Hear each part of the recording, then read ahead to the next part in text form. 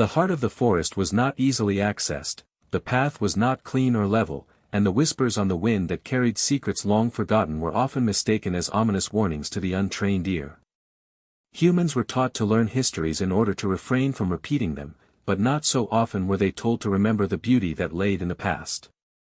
This is why the wooded trove of magic was inhabited only by beings who were old enough to recall and honor how enchantment had made everything as it was. But a handful of humans who recognized that magic was not all malediction had stumbled through the forest for years, though their visits were often far between. Some were not able to complete the journey to the heart, while some did, but had asked it for too much. The magic did not smite them for their greed, but simply gave them nothing.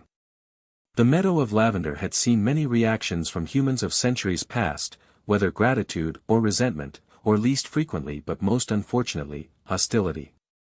Still, though numerous humans had tried to disturb it, the meadow never lost its stillness. Aurelia was not the first nor would she be the last human to set foot to the soil. Her reason for doing so was not unique, and the question she would lay before the lilac sea had been asked before. The journey was arduous as it usually was, and by the time she arrived she was familiarly exhausted. The only thing that did not go to plan, that had not happened before, was that there was another in the midst of the quiet pasture. The moment she realized a man had arrived before her, Aurelia stayed back, hidden by the tree line that surrounded the vast clearing. His back was turned toward her, and all she could see was the back of his head covered in dark, loose curls and the royal knight's armor outfitted to his body, the silver dulled by use. He stood for a long time, though because there was no clear view of his face, she was unsure whether his pause was meant to provide another moment to consider what he would say, or to bask in the field before him.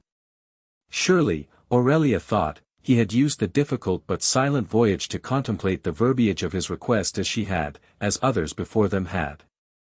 Perhaps the latter was true, then.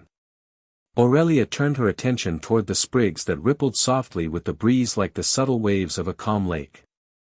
Tranquility fell over her as she viewed the wide plain, a common feeling for those before her who had been able to set aside their respective personal wants, for which they arrived to this place, in order to respect the repose it could inspire. Shuffling drew her attention away from the state of peace she had fallen into. Piece by piece, the man removed his armor, laying himself bare but for his simple clothes before the lavender. As he took off the gauntlets that covered his hands, she observed ink staining his fingers.